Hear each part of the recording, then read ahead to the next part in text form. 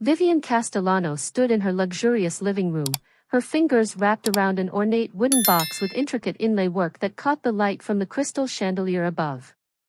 At 42 years old, she had the kind of composure that came from years of negotiating million-dollar real estate deals, but tonight, that composure carried something else.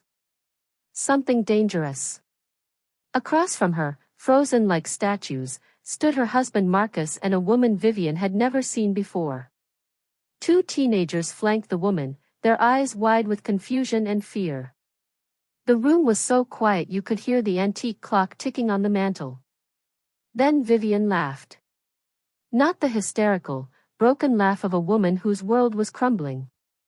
No, this was different. This was the laugh of someone who knew exactly what cards she held, and her husband had just realized he'd walked into a game he couldn't win. She tilted her head slightly, her dark eyes fixed on Marcus with an intensity that made him take a step back. You thought tonight would go differently, didn't you, Marcus? But to understand how we got to this moment, we need to go back. Back to earlier that morning, when Vivian woke up thinking it would be just another birthday. The morning sun streamed through the floor-to-ceiling windows of the Castellano home in Montecito, California. And when I say home, I mean the kind of place that graces the covers of architectural magazines.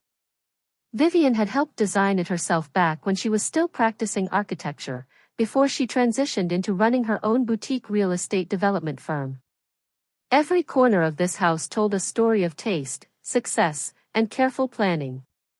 The open-concept living space flowed seamlessly into a gourmet kitchen with marble countertops. Original artwork adorned the walls. The infinity pool outside seemed to merge with the Pacific Ocean in the distance.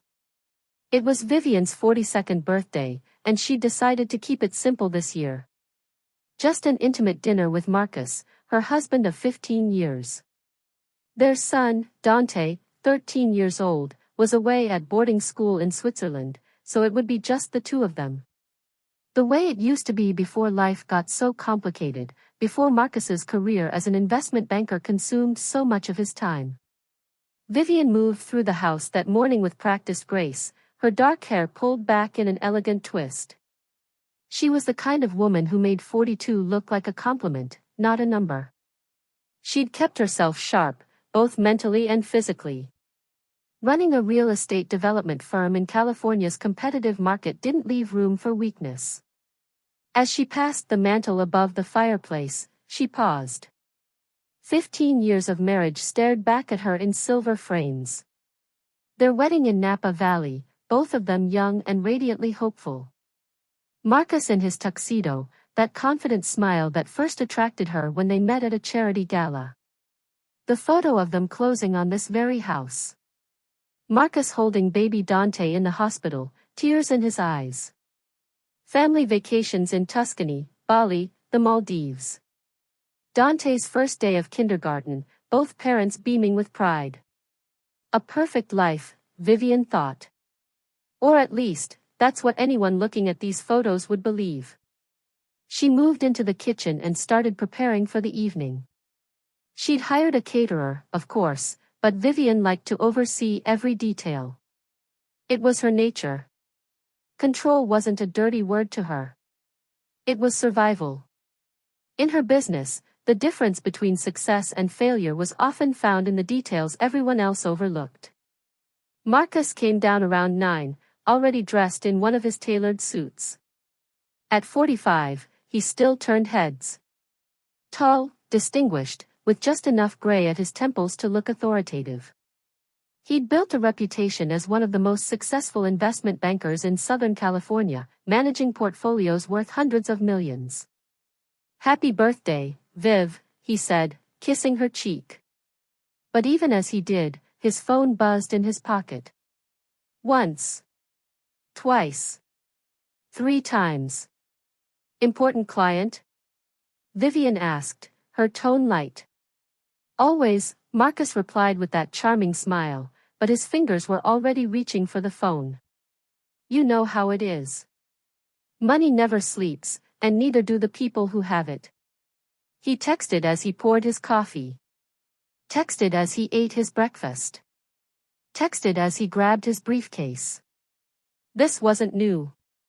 Marcus had been glued to his phone for years. Regional offices, he'd always said. His firm had expanded, and he was constantly managing teams in different cities. Sometimes he'd be gone for days at a time.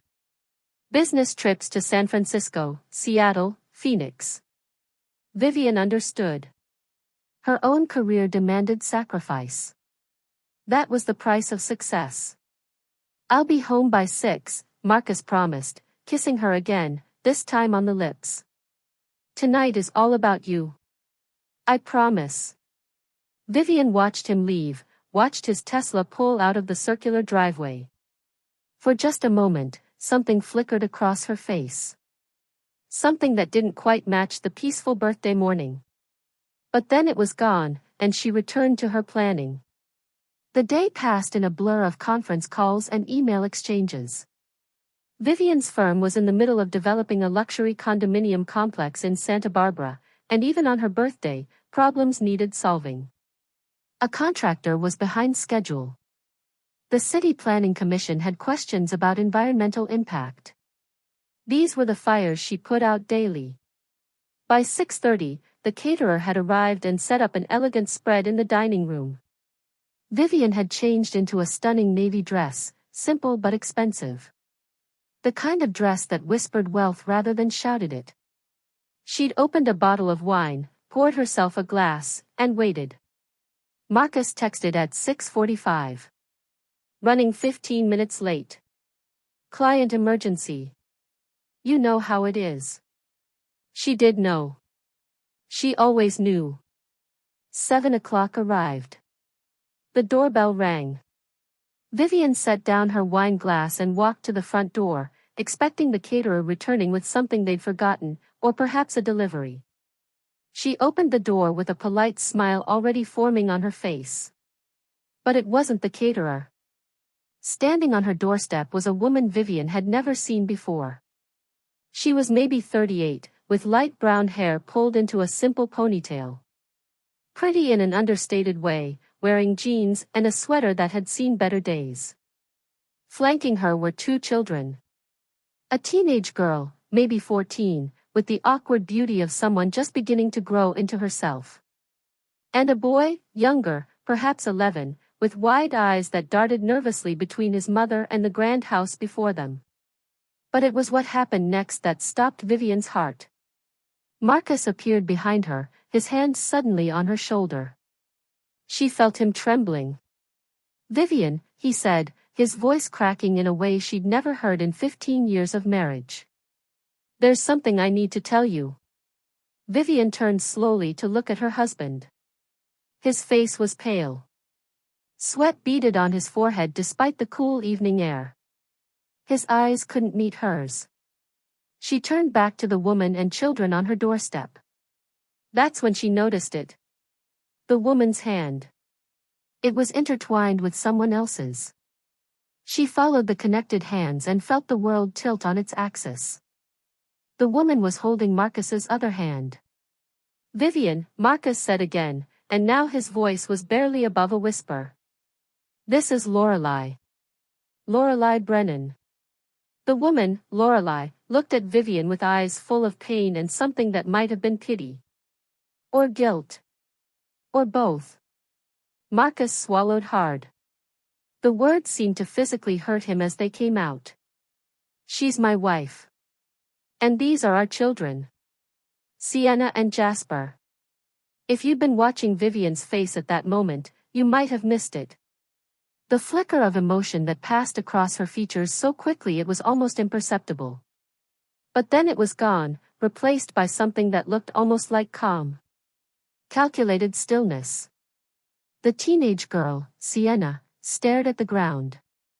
The boy, Jasper, looked confused, as if he didn't fully understand why they were here or what was happening. Vivian's mind was racing, but her face remained a mask.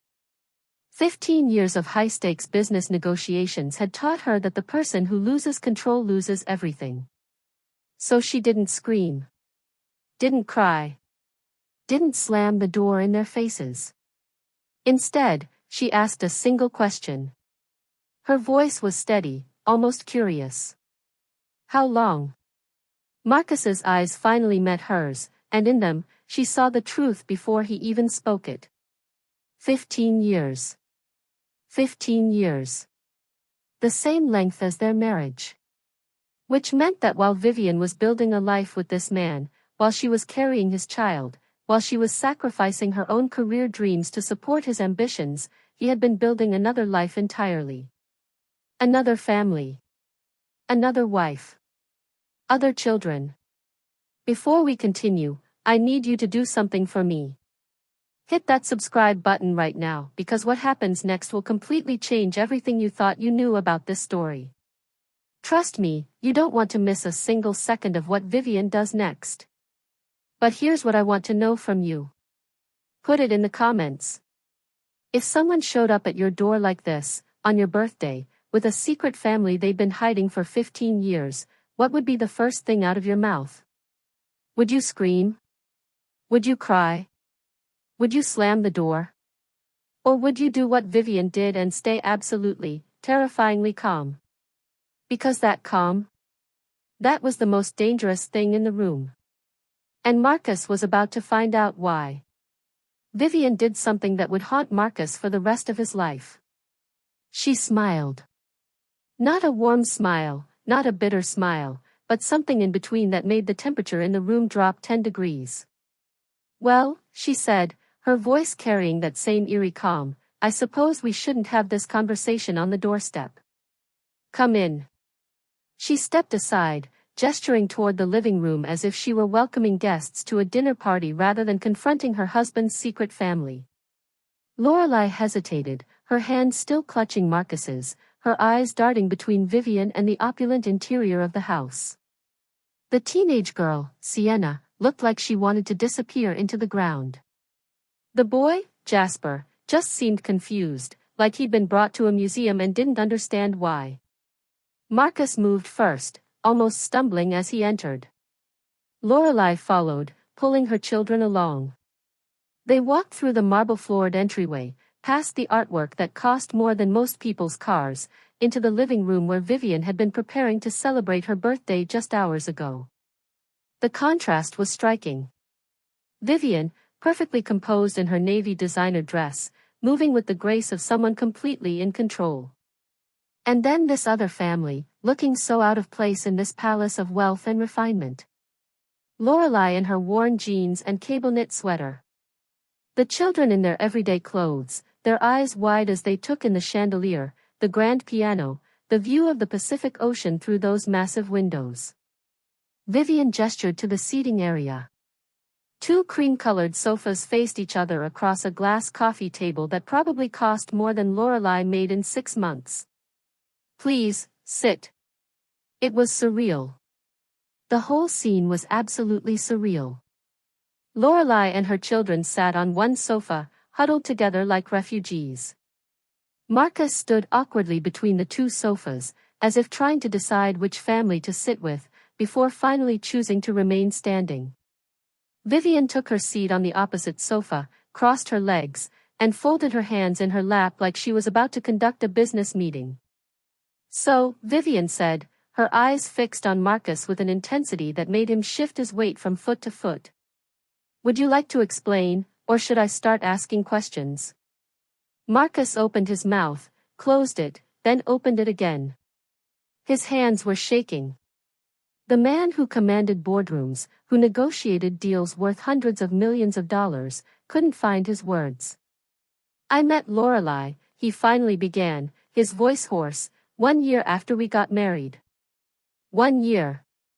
Vivian's expression didn't change, but those words hung in the air like a guillotine blade. 1 year into their marriage. Which meant this had been going on for 14 years. Their entire life together had been built on a foundation of lies from almost the very beginning. Marcus continued, the words tumbling out now like a confession he'd been holding back for over a decade. It wasn't planned. I never meant for any of this to happen. I was traveling for work, and I met her at a hospital. I'd had a minor car accident, nothing serious, and she was the nurse who treated me. Lorelai's voice was quiet, almost apologetic. I didn't know he was married. He never wore a ring. He told me he was divorced, that it had been painful, that he didn't like to talk about it. And you believed him for 14 years? Vivian asked, her tone not accusatory, just genuinely curious. Lorelai's eyes filled with tears. I found out about you 6 months ago. I saw a photo on his phone. He'd forgotten to delete it. It was you and him and a teenage boy at some resort.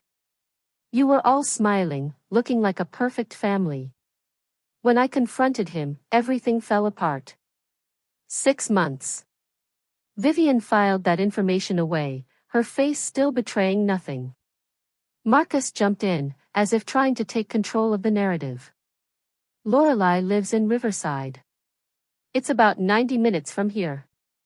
She works as a nurse at Riverside Community Hospital. I set her up in a house there, made sure she and the kids had everything they needed. Set her up, Vivian repeated, tasting the words. Like a business arrangement. That's not what I meant, Marcus said quickly, defensively. I mean, I took care of them. I made sure they were comfortable. With my money, Vivian said. It wasn't a question. Marcus's silence was answer enough. The pieces were starting to come together, and they painted a picture that was almost artistic in its deception. Marcus had literally been living two completely separate lives. When he told Vivian he was traveling for work, visiting regional offices, meeting with clients in other cities, he was actually 90 minutes away in Riverside, playing husband and father to another family. And when he was with Lorelai? I told her I traveled constantly for my job, Marcus admitted. That I managed investment portfolios all over California and had to be on site regularly. She knew I was gone a lot.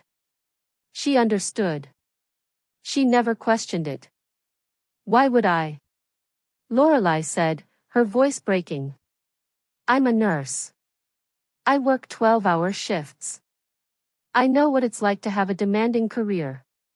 And Marcus was always so good about calling, about video chatting with the kids when he was away. I thought I had a husband who was dedicated to his work but still made time for his family. Vivian turned her attention to the children for the first time. Sienna, the 14-year-old, looked absolutely mortified. She was at that age where everything was already embarrassing, and now this? Finding out your father had a whole other family? The girl's face was flushed, and she kept pulling at the sleeves of her sweatshirt as if trying to make herself smaller. Jasper, the 11-year-old boy, just looked confused. He kept glancing between his mother and Marcus and this strange, elegant woman in the beautiful house, trying to piece together what was happening. How did he manage the money? Vivian asked, her business mind automatically going to the logistics. Because that's what this was, really. A logistical nightmare that someone had somehow been successfully managing for 14 years. He controlled everything, Lorelai said quietly. He set up an account for household expenses. He deposited money into it every month. He said it was easier that way, that he traveled so much it made sense for him to handle the finances centrally. Vivian nodded slowly. She understood now.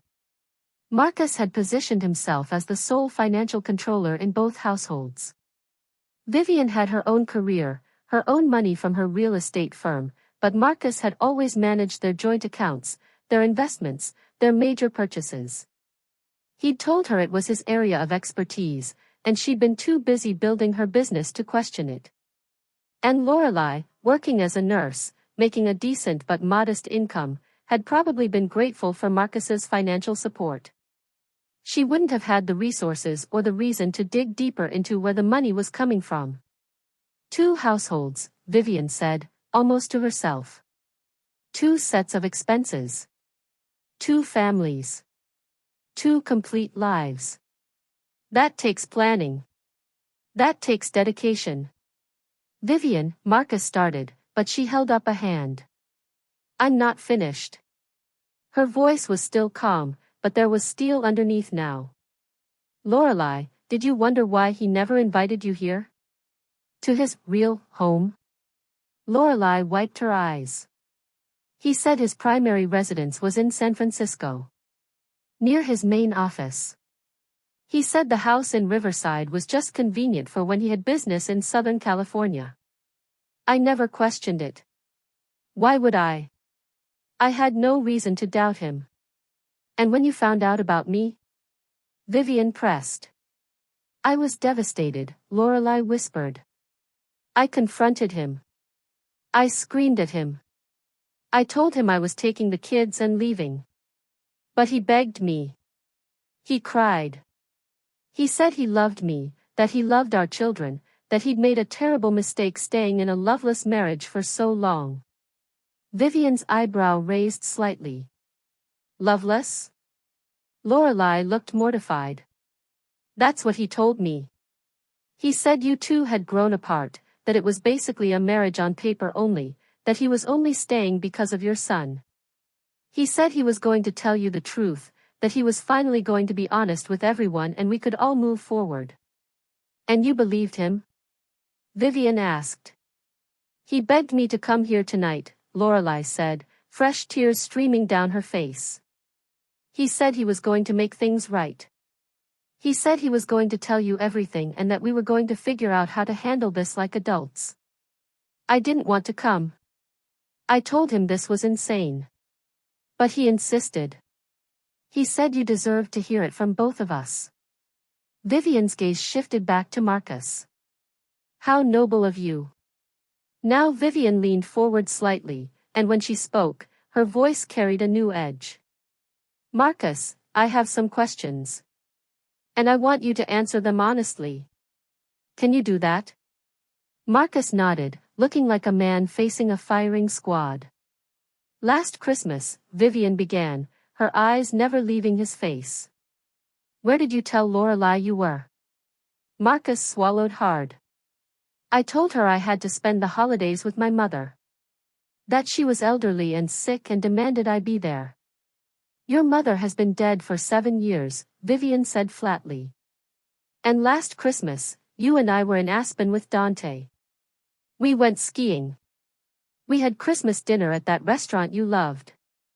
You bought me diamond earrings. Do you remember? Marcus's face had gone pale. Yes.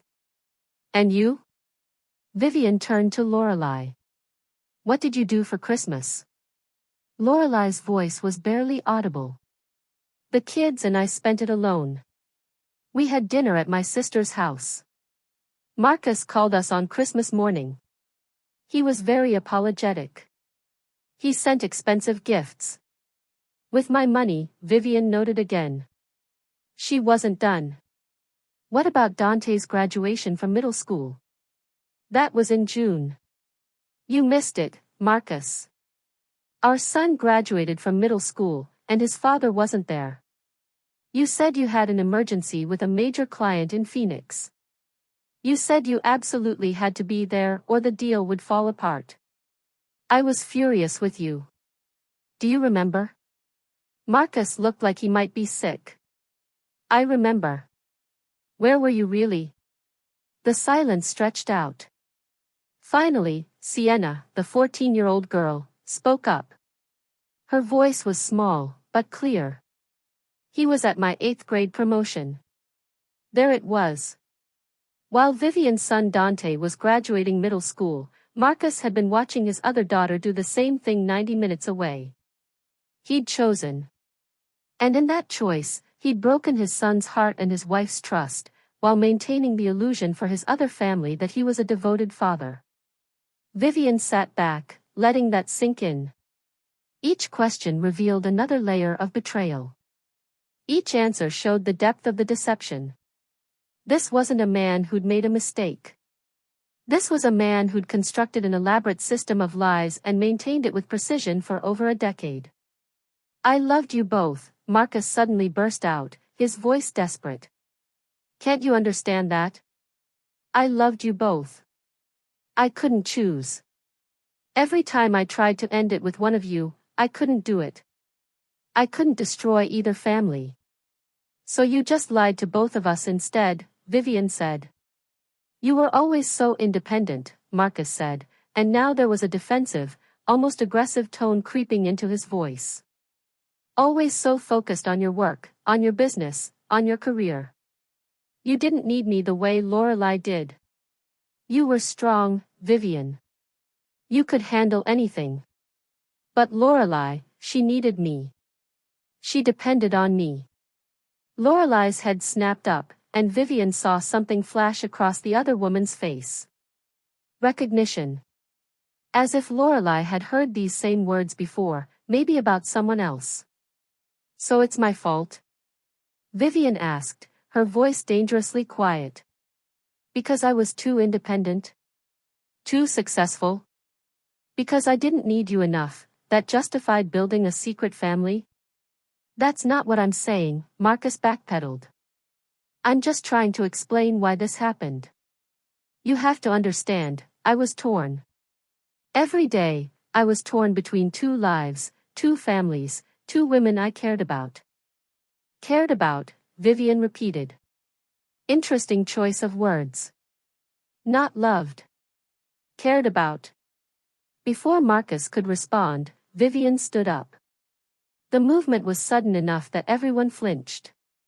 She walked to a cabinet along the wall, her heels clicking on the marble floor. The sound echoed in the tense silence. Marcus, she said, her back still to the room. Why did you really bring us all together tonight?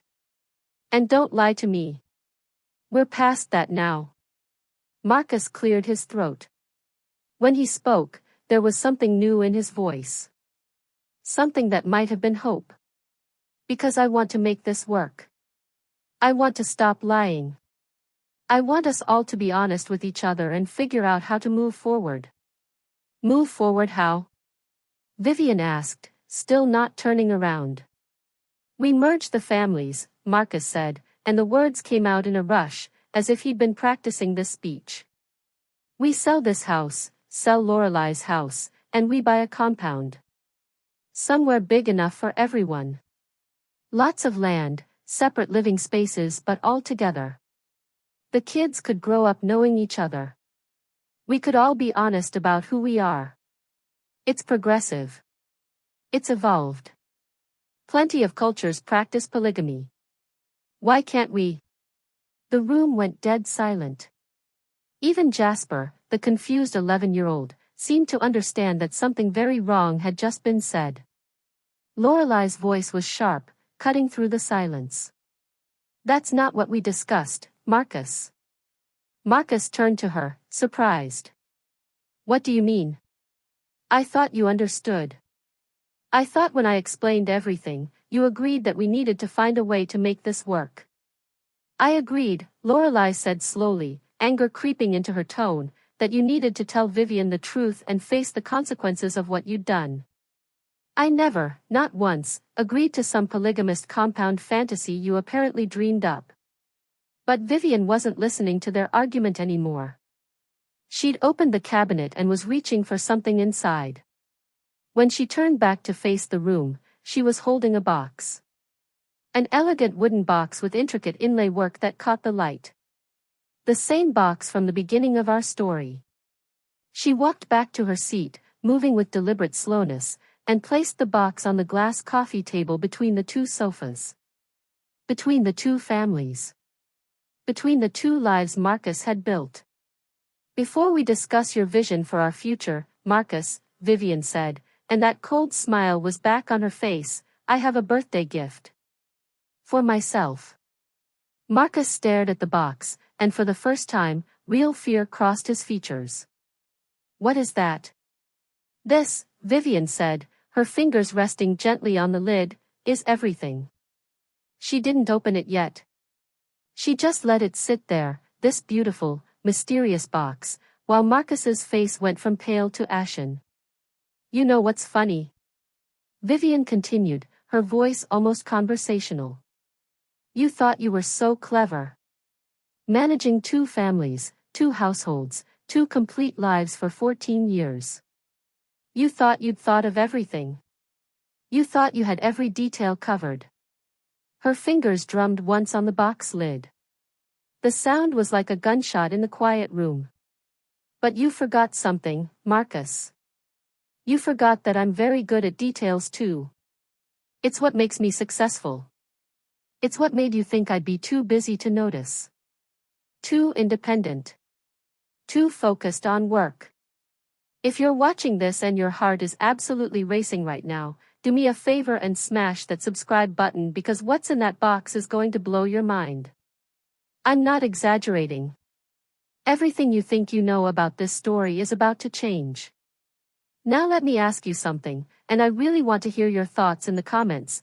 Marcus just suggested selling everything and buying a compound where both families could live together. He called it progressive and evolved. What would you say to someone who proposed that to you? Would you laugh? Would you scream? Would you throw them out? Because Vivian's response is about to make all of those reactions look tame. Marcus took a step toward the coffee table, toward that box. Vivian, whatever you think you know. I don't think, Marcus, Vivian interrupted, her hand now firmly on the box, protecting it. I know. And that's the difference between us. You've been living in a fantasy, believing you could maintain this forever. But I've been living in reality. And reality, my dear husband, is about to catch up with you in a very big way. She smiled at him one more time, and then her fingers moved to the latch on the box. Happy birthday to me, she whispered. And slowly, deliberately, with everyone in the room holding their breath, Vivian Castellano opened the box. The lid of the box opened with a soft creak, and inside, nestled against black velvet lining, were folders. Multiple manila folders, each one thick with documents. USB drives. Photographs. So many photographs. Vivian's fingers moved slowly, almost lovingly, across the contents. She wasn't in a hurry. She had all the time in the world now. Marcus, on the other hand, looked like he might pass out.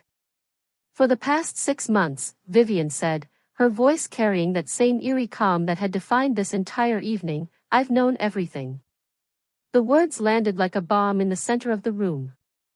Lorelei's head snapped up, her tear-stained face transforming into something between shock and confusion. What?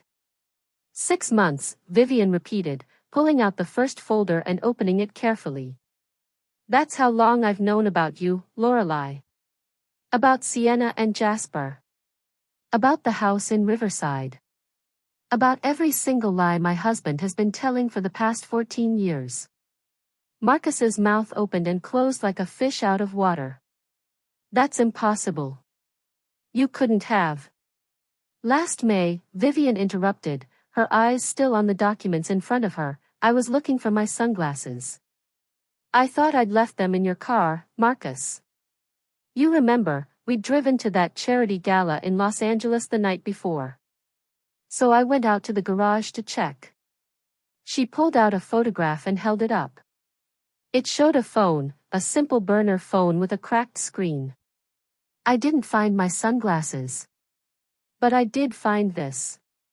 Tucked under the driver's seat. You'd been so careful for so long, but that day, that one day, you must have forgotten to hide it properly. Marcus's face had gone from pale to gray. He looked like he might actually vomit right there on Vivian's expensive rug. At first, I thought maybe it was for business. Some kind of secure line for high-profile clients. That would make sense, wouldn't it? An investment banker dealing with wealthy people who valued their privacy might need a phone like that. Vivian's smile was razor-sharp. But then I turned it on. She pulled out another folder, this one bulging with what looked like text message printouts. 63 messages from L. Little Things. Jasper has a soccer game on Saturday. Don't forget Sienna needs her permission slip signed. I love you. Miss you. When are you coming home? Lorelei made a small sound, somewhere between a gasp and a sob. I sat in that car for 2 hours, Vivian continued, her voice never wavering. Just reading. Message after message, going back years. Pictures of children I'd never seen. References to a home I'd never visited. A whole life I knew nothing about. She set down the folder and pulled out another photograph. This one showed Marcus with Lorelai and the children at what looked like a park. They were having a picnic. Everyone was smiling. It was the picture of a perfect family. I could have confronted you right then, Vivian said, looking directly at Marcus. I could have walked back into the house, thrown the phone in your face, and demanded answers. But I didn't. Why not? The question came from Sienna, the 14-year-old, who'd been silent until now. Her voice was small but steady. Vivian turned to look at the girl, and for the first time, something like empathy crossed her face. Because I needed to understand the full picture. When you've been deceived for that long, you can't trust anything anymore. I needed to know every detail. Every lie. Every secret. So I hired someone. She pulled out a business card and held it up. Claudette Moreau. Private investigator. Former FBI agent, specialized in financial crimes and domestic investigations. I called her that same day. Marcus finally found his voice. You hired a private investigator? Vivian, that's smart. Vivian finished for him. Necessary? Because it turns out, Marcus, that your double life was even more complicated than I initially thought. She began pulling items from the box systematically now, laying them out on the coffee table like pieces of evidence in a trial. Because that's exactly what this was.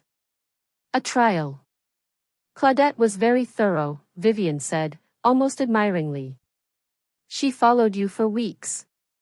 Photographed you entering and leaving Lorelai's house in Riverside. Documented your schedule, your patterns, your routines. She interviewed your colleagues under the guise of a background check for a potential client. She traced your financial transactions. A stack of bank statements joined the photographs on the table. These are from our joint accounts. And these, she pulled out another stack, are from accounts I didn't even know existed. Look at this. March 15th, withdrawal of $3,200 from our investment account. That same day, a deposit of $3,000 into an account registered to an address in Riverside. April 3rd, $5,000 out of our savings. April 4th, $4,800 deposited in Riverside. She looked up at Lorelai. He was very clever about it. Never took exactly the same amount he deposited. Always left a small gap so the numbers wouldn't match perfectly if anyone looked. Of course, he controlled all the finances, so who would look? Lorelai was staring at the documents, her face a mask of horror. I didn't know. I swear to you, I didn't know the money was coming from you. I know you didn't, Vivian said, and there was no accusation in her tone, just statement of fact. That's the thing about Marcus. He compartmentalized brilliantly. You didn't know about me. I didn't know about you. He kept us separated, kept us in the dark, and managed it all like he was running some kind of corporation. She pulled out more photographs. These showed Marcus at various locations. Restaurants. Hotels. Always looking over his shoulder. Always checking his phone. But here's what I found most interesting, Vivian said, and now her voice took on a darker edge.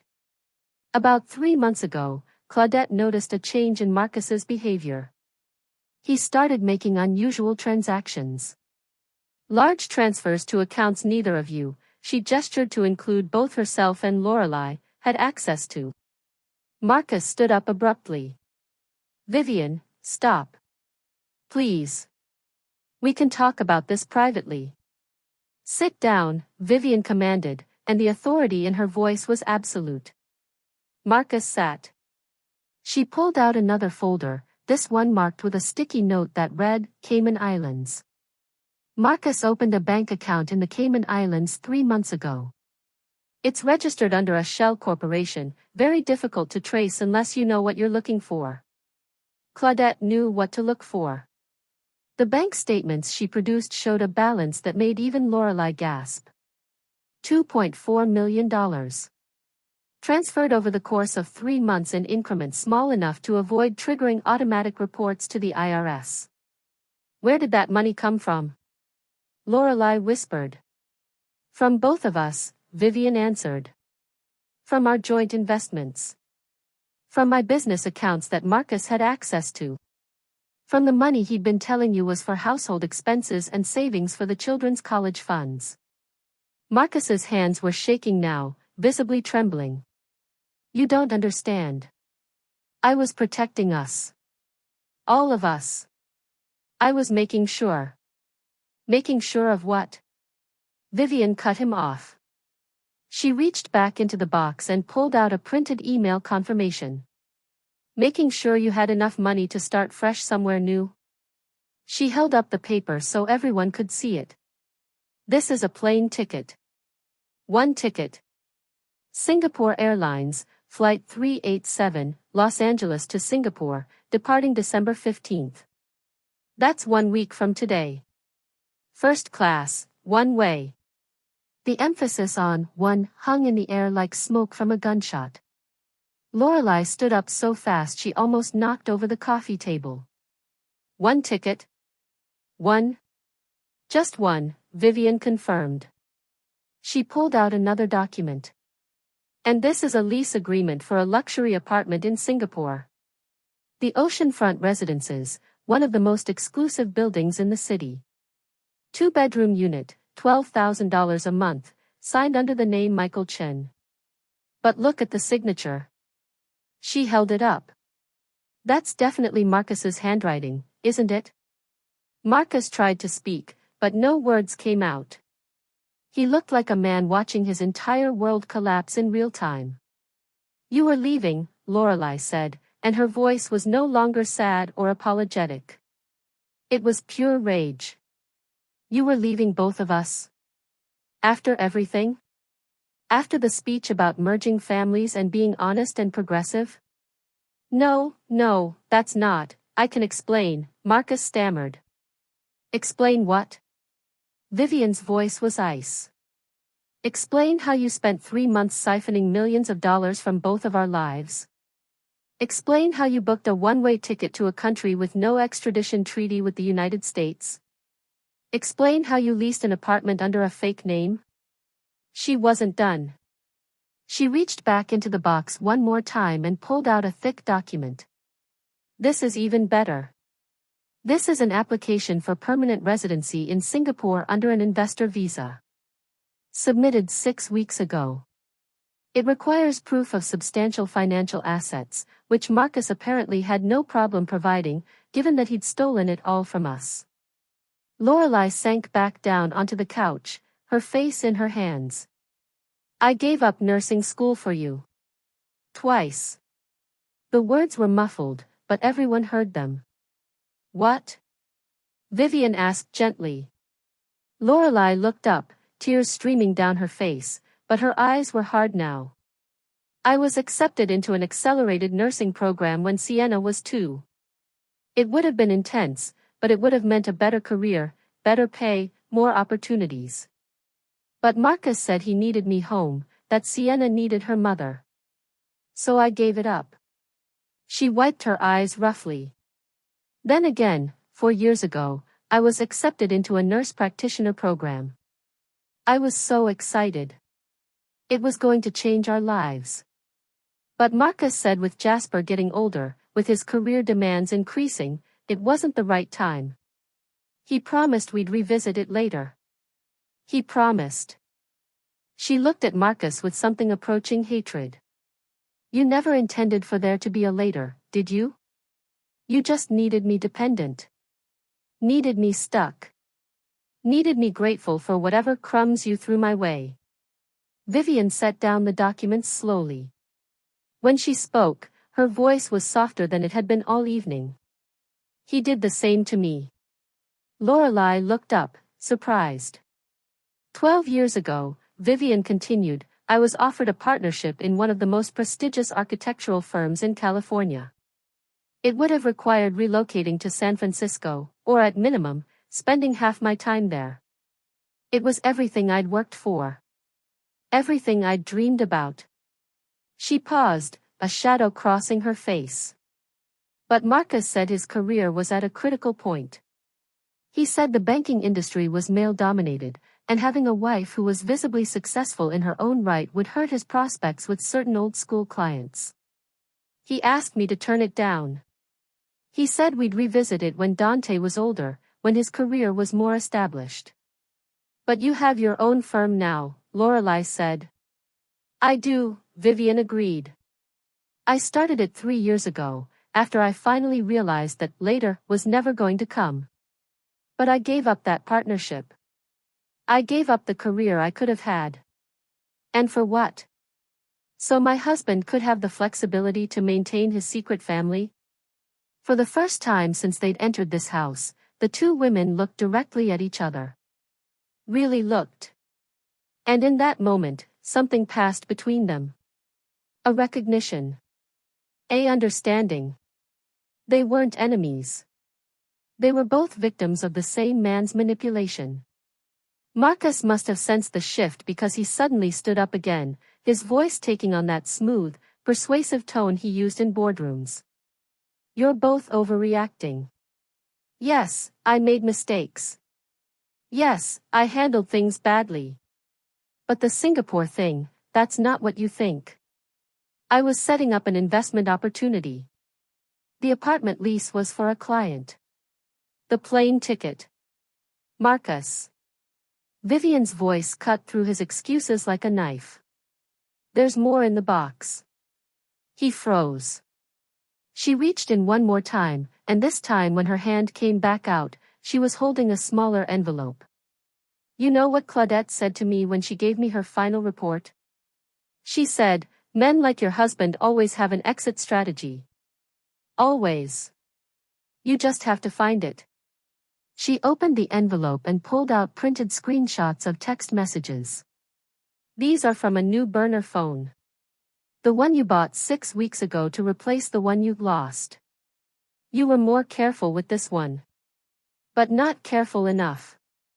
She began reading aloud. November 3rd, everything is in place. 2 more weeks and I'm free. November 15th, I can't believe I'm finally getting out. Both of them are exhausting. November 28th, just 10 days ago, the birthday dinner is perfect. I'll tell them both, create chaos, and slip away during the aftermath. By the time they figure out what happened, I'll be unreachable. The silence in the room was absolute. It was Sienna who spoke next, the 14-year-old girl who'd been quietly observing everything. Mom, maybe we should listen to what else she has. Everyone turned to look at her, surprised. Sienna had been so quiet, so uncomfortable, that they'd almost forgotten she was there. But now she was sitting up straight, her eyes clear, and there was something in her expression that suggested she was processing all of this faster than any of the adults in the room. What do you mean, sweetie? Lorelai asked. I mean, Sienna said carefully, looking directly at Vivian, that she's been preparing for this for 6 months. She didn't bring us all here tonight just to show us what Dad did. She has a plan. Vivian smiled at the girl, a real smile this time, with a hint of respect. You're very observant, Sienna. I am, Sienna agreed. I've had to be.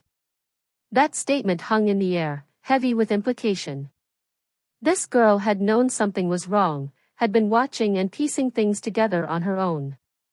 Marcus tried one more time. Vivian, please.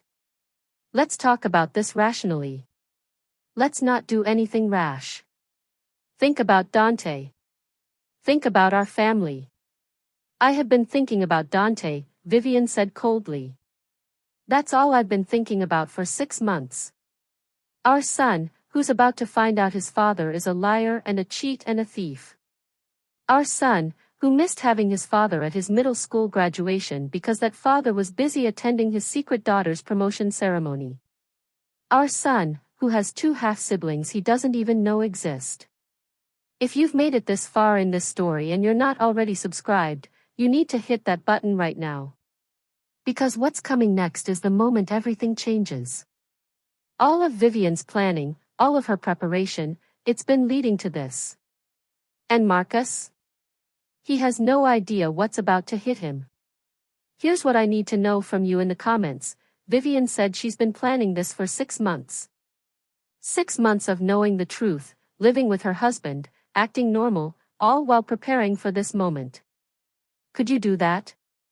Could you smile at someone every day, knowing what they'd done to you, while you quietly built your case? Or would you have confronted them immediately? Tell me honestly. Vivian's hand went back into the box one final time, and when it came back out, she was holding a different kind of folder. This one was thicker, more official looking, with a law firm's name embossed on the front. Marcus saw it and went even paler, if that was possible. Vivian, no. Please. Please. Vivian repeated.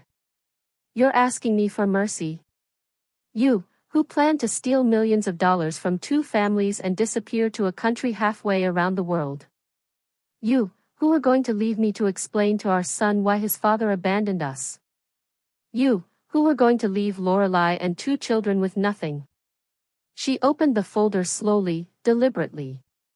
You're right about one thing, Marcus. I do have a plan. I've had 6 months to think about it. 6 months to prepare. 6 months to make sure that when this moment came, I was ready. Lorelai leaned forward, her earlier despair replaced with something else now. Hope, maybe. Or just desperate curiosity about what came next. Marcus was shaking his head, backing away. Whatever you're about to do, don't. We can fix this. We can figure something out. I have resources. I have connections. Please. But Vivian wasn't listening to him anymore. She was looking at Lorelai, and at Sienna, and even at little Jasper, who still seemed confused but was definitely understanding that something important was happening. Marcus thought he was the smart one, Vivian said softly. He thought he'd thought of everything. He thought he could manipulate us, control us, and ultimately discard us when we were no longer convenient. She held up the folder. But he forgot something crucial. He forgot that underestimating the women in your life is the biggest mistake a man can make. Her eyes glittered in the chandelier light. And he forgot that when you build your life on lies, eventually, the truth doesn't just come out. It explodes. She looked down at the folder in her hands, then back up at Marcus. So no, Marcus. I won't stop. I won't reconsider. And I definitely won't give you mercy. What else is in the box, Vivian? Lorelai asked, and her voice was steady now, stronger. She'd gone from devastated to curious to something approaching anticipation. Vivian smiled. Justice. Vivian pulled out the legal documents with the kind of reverence someone might show when handling a priceless artifact. Because in a way, these papers were priceless. They represented 6 months of planning, 6 months of careful strategy, 6 months of making sure that when the hammer finally fell, it would land with absolute precision. The first document she placed on the coffee table had a gold seal in the corner. Official. Binding. Unmistakable. Divorce papers, Vivian said simply. Filed 3 weeks ago with the Superior Court of California, County of Santa Barbara. Marcus's face went through a series of expressions so quickly it was almost comical. Shock. Disbelief. Horror. You filed for divorce? Without even talking to me? Talk to you? Vivian's laugh was sharp and bitter. Marcus, I spent 6 months watching you lie to my face every single day. I watched you kiss me goodbye each morning while you texted your other wife. I watched you tell me you loved me while you planned to rob me blind and disappear. What exactly would we have talked about? She tapped the document. The papers cite irreconcilable differences, fraud, and marital misconduct. I have a very good attorney. Actually, I have 3 very good attorneys. They've been working on this since June. Lorelei was staring at the document like it was a snake that might bite her. But if you're married to Vivian, then our marriage isn't legal. I'm not actually your wife. Correct, Vivian said, not unkindly. Legally, you were never married to Marcus. He committed bigamy, which is a crime in California. But don't worry, we'll get to that. She pulled out another document, this one with a red backing sheet.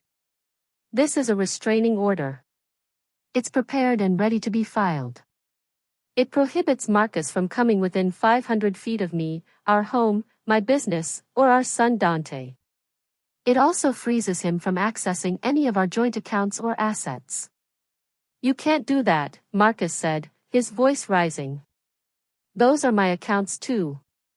That's my money too. Is it? Vivian asked calmly. She pulled out yet another document, this one substantially thicker than the others. The cover page read, Forensic Accounting Analysis, Marcus Castellano Financial Activities 2020 to 2024. The room got very quiet. This, Vivian said, holding up the report with both hands like it was a holy text, is the result of 4 months of work by one of the best forensic accountants in California. Her name is Dr. Patricia Nguyen, and she specializes in uncovering financial fraud. I hired her in July, right after Claudette confirmed the existence of your offshore accounts. She opened the report to a page marked with a yellow tab. Dr. Nguyen found some very interesting things, Marcus. For instance, did you know that over the past 3 years, approximately $4.7 million has gone missing from your investment firm's client trust accounts? The color drained from Marcus's face so completely he looked like a ghost. Client trust accounts, Vivian continued, her voice taking on the tone of a professor delivering a lecture, are sacred in the financial services industry. They're funds that belong to clients, that are held in trust by the firm.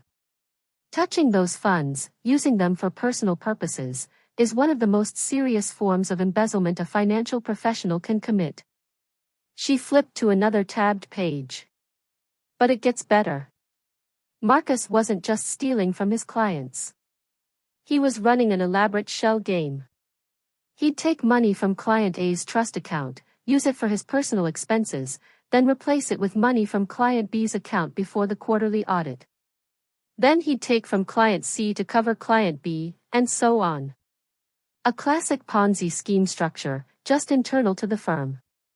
Lorelei gasped. You were stealing from your own clients? I wasn't stealing, Marcus said quickly, desperately. I was borrowing. I always paid it back. It was just temporary cash flow management. Temporary? Vivian's eyebrow arched. Marcus, this has been going on for 3 years. And the only reason you were paying it back was because you were stealing from someone else to do it. That's not borrowing. That's embezzlement. That's fraud. That's a federal crime. She pulled out another document, and this one made Marcus actually stumble backward. It was letterhead from the Securities and Exchange Commission. The SEC has been investigating your firm for the past 8 weeks, Vivian said. They were tipped off by an anonymous source who provided them with detailed documentation of the irregularities in the client trust accounts. Bank statements, transaction records, internal emails. Everything they needed to open a formal investigation. Marcus's eyes went wide. You did this? I did, Vivian confirmed without a hint of shame. After Dr. Nguyen presented her findings to me, I had a choice. I could keep quiet and let you continue defrauding innocent people who trusted you with their life savings. Or I could do the right thing. I chose the right thing. She pulled out yet another document. The FBI is also involved now because some of the funds crossed state lines, which makes it federal wire fraud. And then there's the IRS, because apparently you've been underreporting income for years. Did you know that when you transfer money to offshore accounts, you're supposed to report it? It's called an FBR, a foreign bank account report. You didn't file a single one. The documents kept coming. Each one was another nail in Marcus's coffin. The federal prosecutor's office has been building a case, Vivian continued. They have bank records, wire transfer receipts, emails where you explicitly discussed moving client funds. They have testimony from your own accounting department, people who noticed irregularities but were afraid to speak up. They have everything, Marcus. She looked him directly in the eyes. You're looking at 10 to 15 years in federal prison. Minimum. That's if you take a plea deal. If you go to trial and lose, which you will because the evidence is overwhelming, you could get 25 years. Marcus's legs seemed to give out. He collapsed back onto the sofa, his head in his hands. This can't be happening. This can't be real. Oh, it's very real, Vivian assured him. And it gets better. Because the federal government doesn't mess around with financial crimes. They've already frozen your assets. All of them. The offshore accounts in the Cayman Islands? Frozen and seized. They recovered the entire $2.4 million. The Singapore apartment? The lease has been cancelled, and you're blacklisted from entering the country. Your plane ticket? Worthless. Even if you tried to run, the FBI has flagged your passport. You wouldn't make it through airport security. She stacked all the documents neatly on the coffee table, each one representing another aspect of Marcus's life that was about to crumble. Your law firm has been notified. You've been fired and disbarred from the investment advisory profession. Your reputation is destroyed. Your career is over. And your freedom? That ends very soon. Marcus looked up at her, and for the first time, there were tears in his eyes. Vivian, please. Please don't do this. Think about Dante. Think about what this will do to him. I have thought about Dante, Vivian said, and for the first time, real emotion cracked through her controlled facade. I've thought about how his father lied to him for his entire life. I've thought about how you missed his important moments because you were with your other family. I've thought about how you were planning to abandon him without a second thought. And I've decided that Dante deserves better than a father who would do those things. She leaned forward. You don't get to use our son as a shield now, Marcus. You gave up the right to hide behind him when you decided to build your house of lies. Marcus suddenly lunged forward, reaching for the box, as if destroying the evidence might somehow make it all go away. But Vivian was faster. She stepped back smoothly, pulling the box out of his reach. You can't do this. Marcus shouted, and now the veneer of the sophisticated banker was completely gone. This was a desperate man watching his world burn. I'll lose everything. Vivian looked at him with something that might have been pity if it wasn't so cold. You already have, Marcus. You lost at the moment you decided one life wasn't enough. The moment you decided that 2 women and 3 children were acceptable collateral damage in your game. She set the box down behind her, safely out of his reach. And unlike you, I'm not taking anything that isn't mine. The divorce settlement is fair and equitable. I'm keeping the house and my business. You can keep whatever assets aren't seized by the federal government, though I suspect that won't be much. Dante stays with me. You can have supervised visitation once you're out of prison, if he wants to see you. Throughout all of this, Lorelei had been sitting silently, watching the destruction of the man she'd thought she'd known for 14 years. But now she stood up, her legs shaky but her spine straight. She walked over to where Marcus sat slumped on the sofa and looked down at him. I need to tell you something, she said, her voice quiet but firm. Marcus looked up at her with desperate hope in his eyes, as if maybe, just maybe, one of the women he betrayed might still take his side. 2 weeks ago, Lorelei began, when you first proposed this insane idea of merging our families, I knew something was wrong. It didn't make sense. You'd spent 14 years keeping us separate, and suddenly you wanted us to live together? No. That wasn't about honesty. That was about something else. She took a breath. So I hired a lawyer. Her name is Jennifer Castillo, and she specializes in family law and fraud cases. I didn't have much money, but she took my case because she believed me. She said she'd seen cases like this before, men who maintained multiple families, and it never ended well. Vivian was watching Lorelai with surprise and something that looked like respect. Jennifer helped me document everything, Lorelai continued. Every text message, every phone call, every promise you made. She helped me understand that our marriage wasn't legal, that I had no claim to anything as your wife, but that Sienna and Jasper had rights as your children. She was helping me figure out how to get child support, how to protect my kids. She looked at Vivian. I didn't know what you were planning. I swear I didn't. But I knew I couldn't trust Marcus anymore. I knew I had to protect my children. There was a long moment of silence, and then Lorelai's voice cracked. I know I'm not innocent in this. I should have questioned more. I should have demanded to see where he worked, where he lived. I should have pushed harder when things didn't add up. But I was tired, and I was alone, and he was so good at making me feel like I was the problem for wanting more answers. Tears were streaming down her face now. But my children. Sienna and Jasper. They didn't ask for any of this. They don't deserve to suffer because their father is a monster and their mother was too trusting. Vivian watched her for a long moment, then reached back into the box one more time. She pulled out another document, this one with a blue backing. These, Vivian said, handing them to Lorelai, are trust fund documents. I had them drawn up 2 weeks ago. Education trusts for Sienna and Jasper, each funded with $200,000. Lorelai stared at the papers like they might disappear if she blinked. What? Why would you?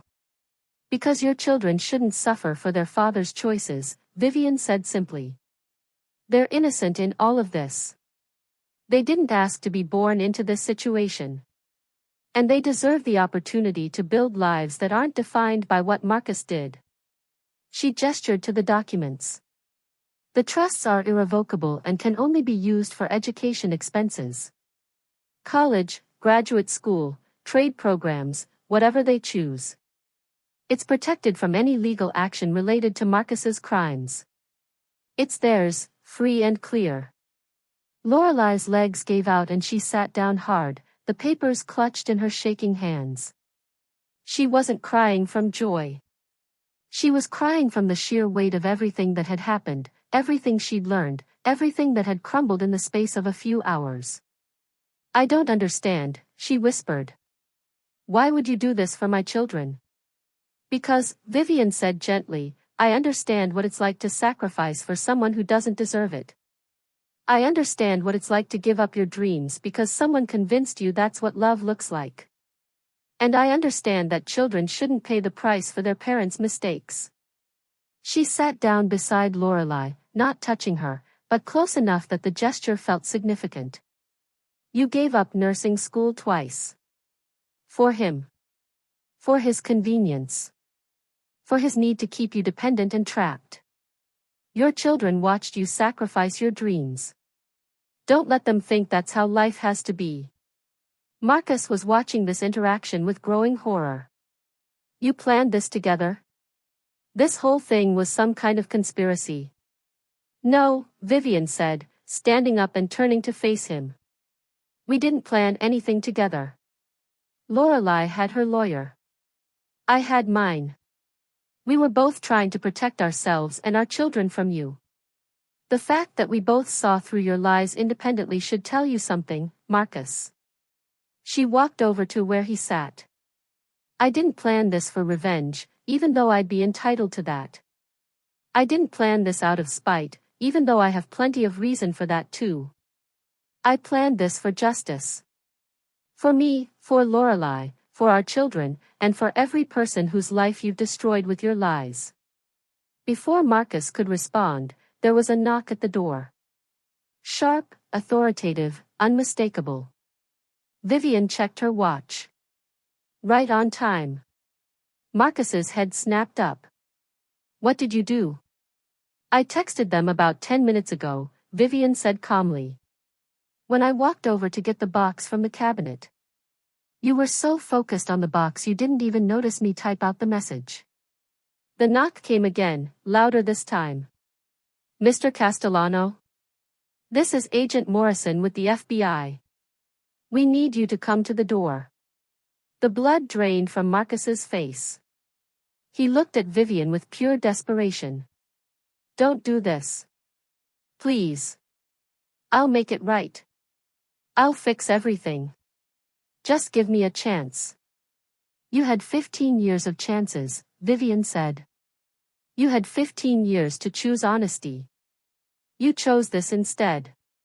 She walked to the front door and opened it.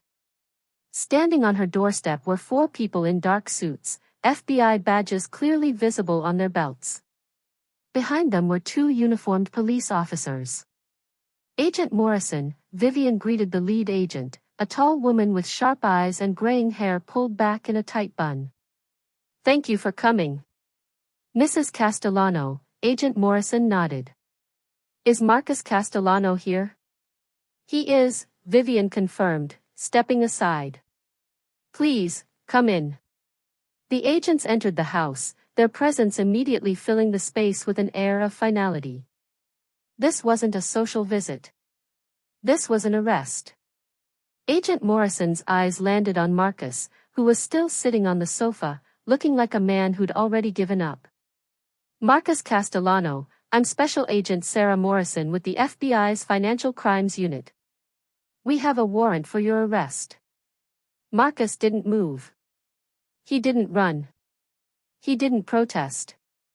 He just sat there as Agent Morrison continued reading his rights. You're being charged with wire fraud, embezzlement, tax evasion, and money laundering. You have the right to remain silent. Anything you say can and will be used against you in a court of law. The words washed over the room like a tide coming in, inevitable and unstoppable. Sienna had wrapped her arms around Jasper, shielding her little brother's eyes from the sight of their father being arrested. Lorelei sat frozen, the trust fund documents still clutched in her hands. One of the other agents moved forward with handcuffs.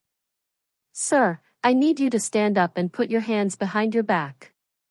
For a moment, Marcus looked like he might actually run. His eyes darted to the back door, to the windows, calculating distances and possibilities. But there were 6 law enforcement officers in the room and only one of him. There was nowhere to go. He stood slowly, his expensive suit rumpled, his face haggard. As the agent secured the handcuffs, Marcus looked at Vivian one last time. I loved you both, he said, and his voice broke. You have to believe me. I loved you both. I never wanted anyone to get hurt. Vivian looked at him with eyes that held no warmth, no forgiveness, no love. Love doesn't betray, Marcus. Love doesn't steal. Love doesn't lie every single day for 14 years. Love doesn't plan to abandon its children. Whatever you felt for us, it wasn't love. It was possession. It was control. It was ego. But it wasn't love. She stepped closer, her voice dropping to a whisper that somehow carried more weight than if she'd shouted. Love doesn't destroy. But you did. You destroyed 2 families, multiple careers, the trust of your children, and the faith of every person who believed in you. So no, Marcus, you don't get to hide behind the word love. You don't get to use that as an excuse. The agents began leading Marcus toward the door. He looked back one more time, at Lorelei and the children, at the luxurious house that would never be his home again, at Vivian standing there like a queen surveying the ruins of a battle she'd won. This isn't over, Marcus said, but there was no conviction in his voice. It was the empty threat of a man who knew he'd already lost everything. Yes, it is, Vivian said softly. It's been over for 6 months. You just didn't know it yet. And if you're sitting there watching this right now with your jaw on the floor, you need to subscribe to this channel immediately because we are not done yet. The story doesn't end with Marcus being led away in handcuffs. There's still one more chapter, one more twist, one more moment that will make you understand exactly why Vivian did everything she did. Now I want to hear from you in the comments, and I really want you to think about this. Vivian spent 6 months planning this confrontation. She had to wake up every day next to a man she knew was betraying her. She had to smile at him, talk to him, act normal while building this case against him. Some people are saying she was cold and calculating. Others are saying she was brilliant and justified. What do you think? Was Vivian right to take her time and build an airtight case, or should she have confronted Marcus the moment she found that burner phone? There's no wrong answer here. I genuinely want to know what you would have done. The door closed behind Marcus and the federal agents, the sound echoing through the now quiet house. For a long moment, nobody moved. Nobody spoke. The magnitude of what had just happened hung in the air like smoke after an explosion. Vivian stood by the closed door, her hand still on the handle, her back to the others. Her shoulders, which had been so straight and strong through this entire ordeal, finally sagged just slightly. Not in defeat, but in release. Like she'd been holding her breath for 6 months and could finally exhale. Lorelai's voice broke the silence. What happens now? Vivian turned around, and for the first time that evening, she looked tired. The adrenaline that had carried her through this confrontation was ebbing, leaving behind the exhaustion of 6 months of planning, of pretending, of carrying this burden alone. Now, Vivian said, her voice softer than it had been all evening, now we figure out how to move forward. The house felt different after the door closed behind Marcus and the federal agents. The same chandelier still sparkled overhead.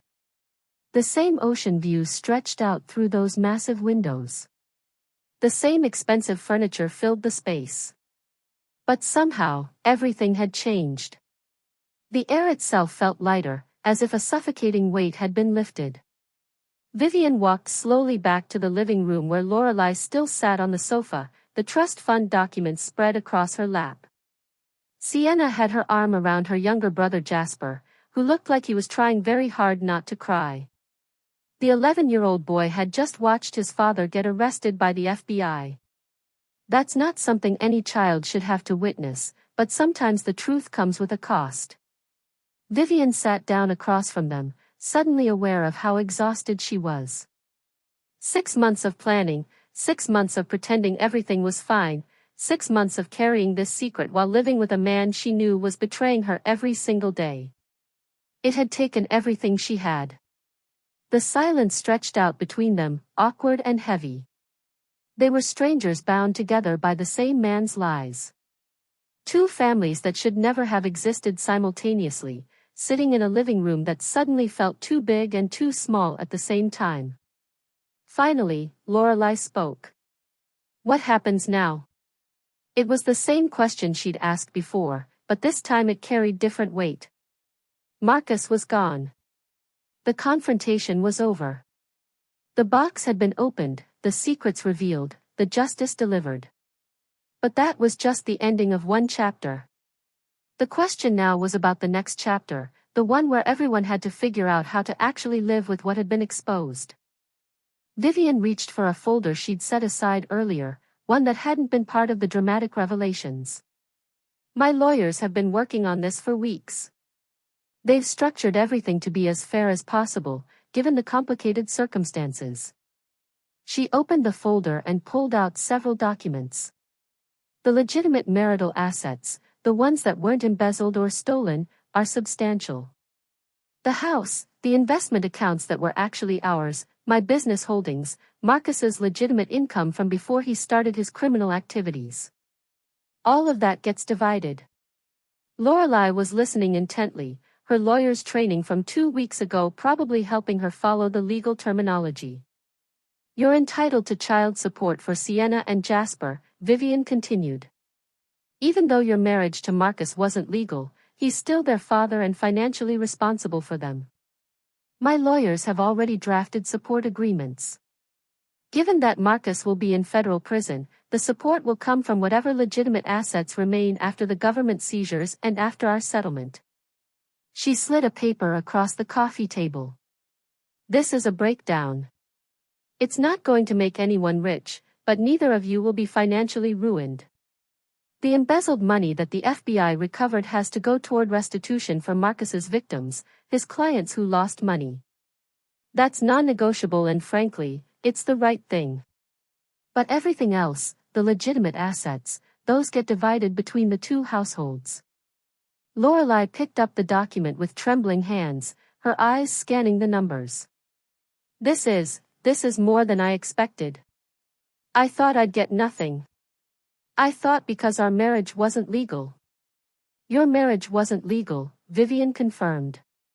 But you still spent 14 years believing you were his wife. You still raised his children. You still organized your entire life around him. My lawyers argued that you're entitled to compensation for those years, even if it's not technically a divorce settlement. Think of it as damages for fraud and emotional distress. Your lawyer, Jennifer, she was consulted on all of this. She'll walk you through it. Lorelei looked up, her eyes red from crying but clear and focused. Why are you helping me? After everything, after what happened, I'm the other woman.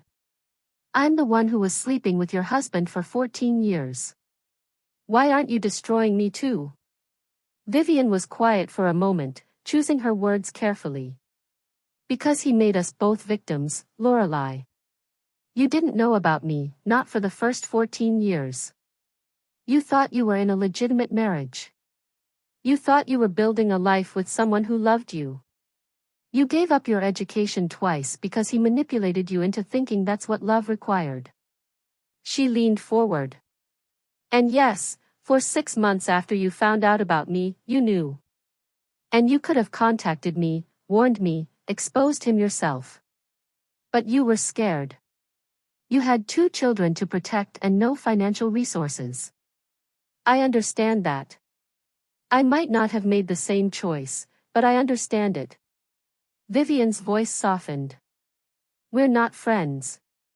We're probably never going to be friends. What Marcus did has tied us together in a way that's uncomfortable and painful for both of us. But we don't have to be enemies either. We don't have to tear each other apart. He did enough damage. We don't have to finish his work for him. She stood up and walked to the window, looking out at the darkening Pacific. He made us both victims. But we don't have to stay victims. We can choose to be survivors instead. We can choose to rebuild our lives. We can choose to make sure our children don't grow up thinking that what Marcus did was normal or acceptable. Lorelei wiped her eyes with the back of her hand. I don't know how to thank you. The trust funds for my children, the financial settlement, not pressing charges against me for whatever I might have been complicit in. I don't deserve your kindness. It's not kindness, Vivian said, turning back to face her. It's justice. Real justice. The kind that doesn't just punish the guilty but also tries to make the innocent whole again. Your children are innocent. You were innocent, at least for most of this. And I have the resources and the power to make sure that innocence is protected. So that's what I'm doing. Suddenly, Vivian's phone rang. She glanced at the screen and a genuine smile crossed her face for the first time that evening. It's Dante. My son. He calls every year on my birthday at exactly 8:30. Swiss efficiency, even at 13. She looked at Lorelei.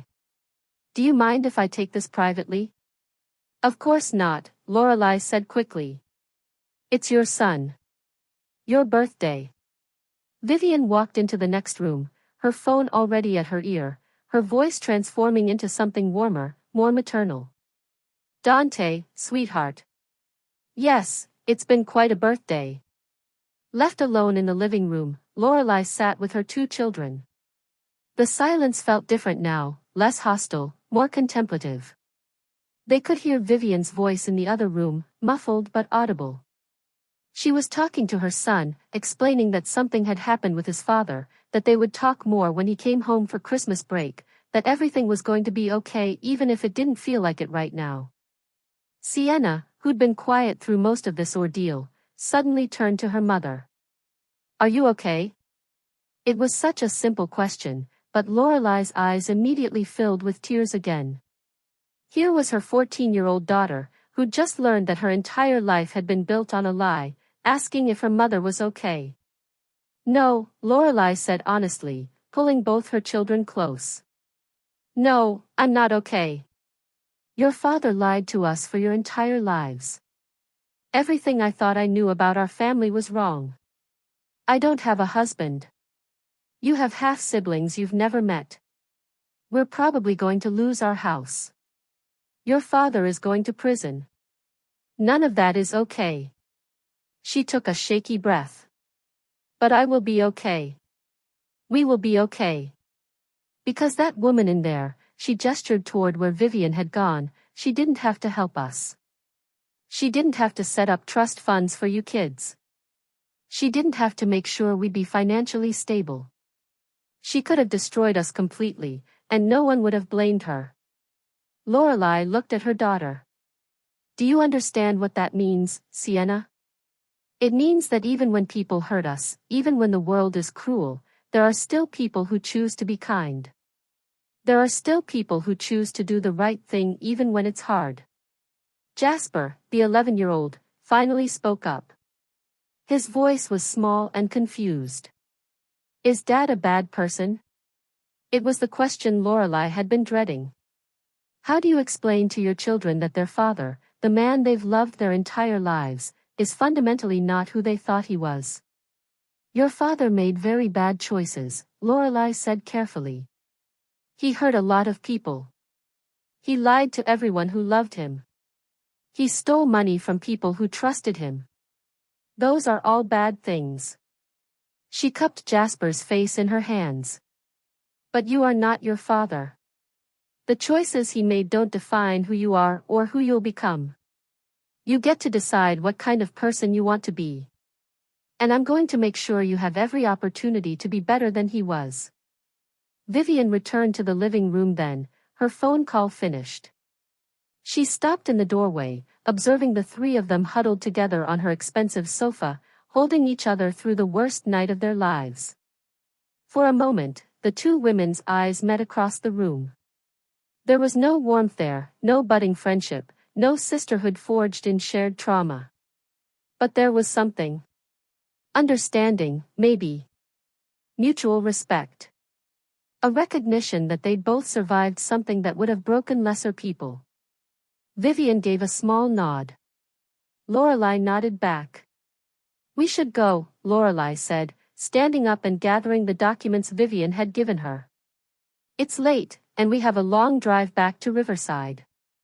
Jennifer, your lawyer, she has my contact information, Vivian said. If you have questions about any of the documents, about the trust funds, about anything, have her reach out. We'll get everything sorted. Lorelai ushered her children toward the door. Sienna walked with her head held high, already showing signs of the strong woman she'd become. Jasper held his mother's hand tightly, still processing everything that had happened. At the door, Lorelai paused. I am sorry. For all of it. For not questioning things more. For not reaching out to you when I found out. For being part of this mess, even if I didn't know what I was part of. I know, Vivian said simply. And then they were gone. The door closed behind them, and Vivian was alone in her beautiful house for the first time since this nightmare began hours ago. She walked slowly back to the living room, her heels clicking on the marble floor. The catering for her birthday dinner sat untouched in the dining room. The wine she'd poured earlier was warm now, sitting abandoned on a side table. The wooden box that had held all her secrets, all her evidence, all her carefully constructed case against Marcus, sat empty on the coffee table.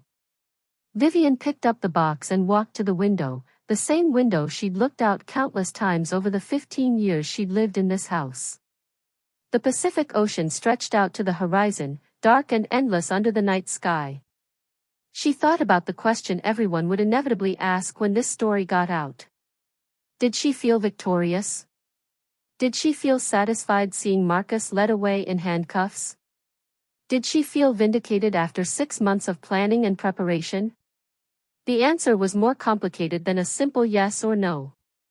People ask if I feel victorious, she said aloud to the empty room, her voice barely above a whisper. I don't. I feel free. And it was true. She didn't feel the rush of victory or the satisfaction of revenge.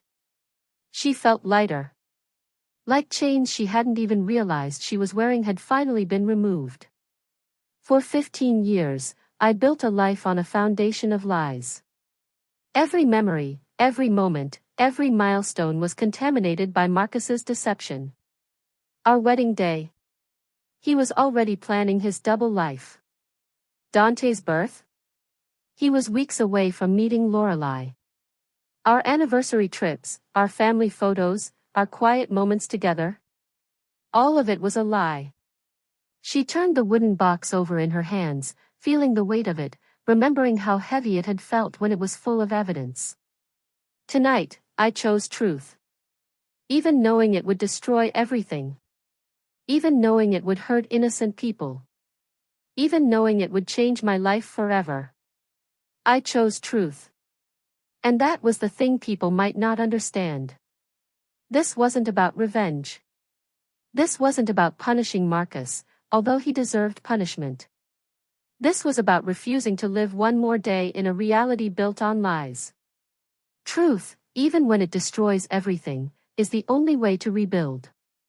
She walked over to the mantel where the family photos still stood in their silver frames. 15 years of carefully curated memories staring back at her. She picked up each photo that included Marcus and, one by one, removed them from their frames. The wedding photo. Gone. The family vacation photos. Gone. Marcus holding baby Dante. Gone. She didn't destroy them. She simply set them aside, face down in a drawer. Maybe someday Dante would want them, would want to remember his father before everything fell apart. But they wouldn't be displayed in her home anymore. They wouldn't be part of the story she told about her life. When she was done, only one photo remained on the mantel. It was from last year, just her and Dante on a hiking trip in Yosemite. They were both windswept and happy, grinning at the camera. Marcus had taken the photo, she remembered. But he wasn't in it. And now, it was the only family photo that felt real. Vivian placed the empty wooden box on a shelf beside the remaining photo. A reminder of what she'd done. A reminder that she'd had the courage to face the truth and demand justice. A reminder that she'd survived. She stood there for a long moment, looking at the box and the single photo, thinking about the future that stretched out before her. Uncertain. Frightening. But honest. Her phone buzzed. A text from her lead attorney, "It's done. Restraining order filed. All accounts frozen. Marcus will be arraigned tomorrow morning. You did the right thing." Did she? She supposed history would be the judge of that. But standing there in her living room, alone but not lonely, free but not unscathed, Vivian felt something she hadn't felt in 6 months. Peace. Before we close out this story, I need you to do something for me. If this story moved you, if it made you think, if it made you feel something, hit that subscribe button right now. Because stories like this, stories about courage and justice and survival, these are the stories we need to keep telling. These are the stories that remind us that we're stronger than we think we are. And here's my final question for you, the one I really want you to think about and answer in the comments. Vivian made a choice to pursue justice through the legal system. She could have just divorced Marcus quietly, taken her half of the assets, and moved on. Instead, she exposed his crimes, reported him to federal authorities, and ensured he'd face prison time. Some people say she did the right thing. Others say she should have just walked away and let karma handle it. What do you think? When someone betrays you this deeply, do you have an obligation to expose their crimes, even if it means other people, including innocent children, get hurt in the process? I genuinely want to know what you would do. 3 months later, the story would reach its final chapter. Vivian sold her boutique real estate development firm for a substantial sum. The sale was bittersweet. She'd built that company from nothing, had poured her heart into it after giving up her architecture partnership for Marcus. But it was time for something new. She used the money to start a nonprofit organization. It was called Foundation for Truth, and it specialized in helping women escape situations of financial abuse. Women who'd been gaslit about money. Women whose partners controlled every dollar. Women who felt trapped because they didn't have the resources to leave. Vivian hired Claudette Moreau, the private investigator who'd helped expose Marcus, as the organization's director of investigations. Together, they helped dozens of women document financial abuse, gather evidence, and build cases for divorce or fraud prosecution. The organization offered free legal services, free forensic accounting, and free counseling. It was the organization Vivian wished had existed when she first found that burner phone, when she first realized her entire life was a lie. Lorelai kept her promise to herself and her children. 6 months after that terrible birthday night, she enrolled in the nurse practitioner program she'd been accepted to 4 years earlier. The program was grueling, especially as a single mother, but she had the trust funds Vivian had set up to fall back on for educational expenses, and she had Jennifer Castillo, her lawyer, who'd become a friend. Sienna, the 14-year-old who'd been so perceptive that night, started therapy to process what had happened. She was angry at her father, confused about her identity, struggling with the revelation that she had a half-brother she'd never known. But she was resilient, like her mother. And she'd learned, perhaps earlier than most people do, that the world isn't always fair, but that doesn't mean you stop fighting for what's right. Jasper, the younger boy, had a harder time.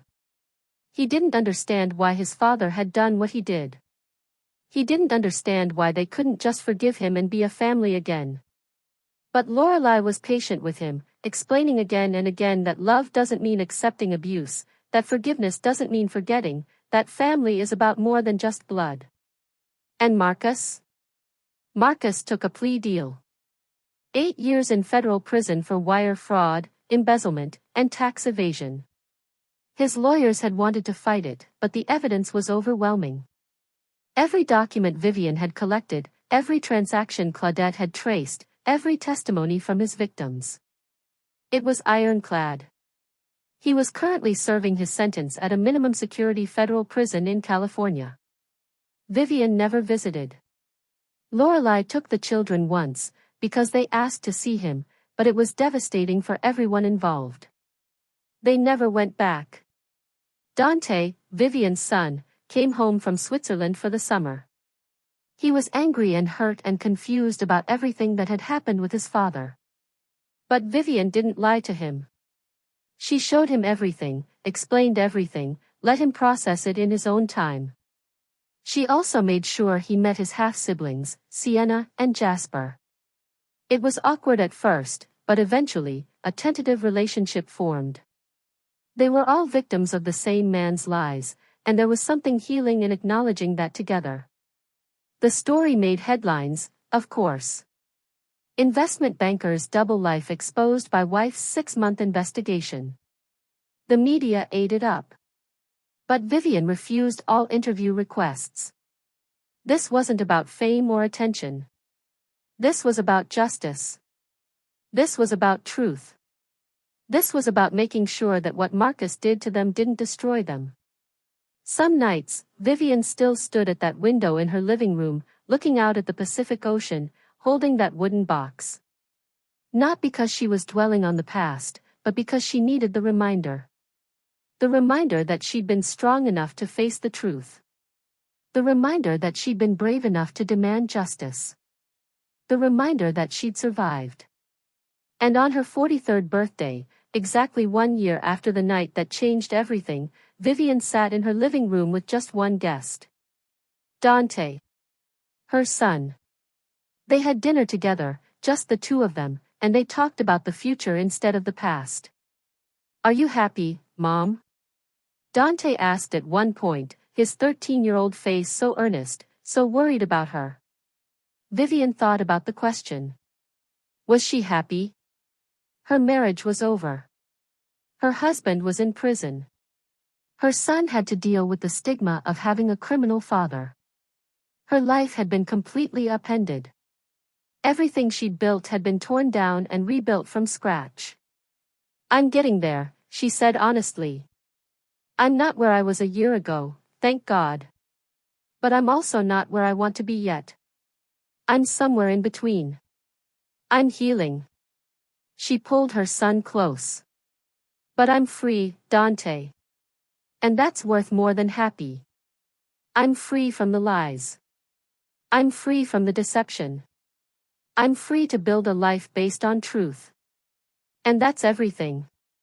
The screen fades to black, and white text appears. Vivian Castellano sold her development firm and founded Foundation for Truth, a nonprofit helping women escape financial abuse. The organization has helped over 200 women in its first year.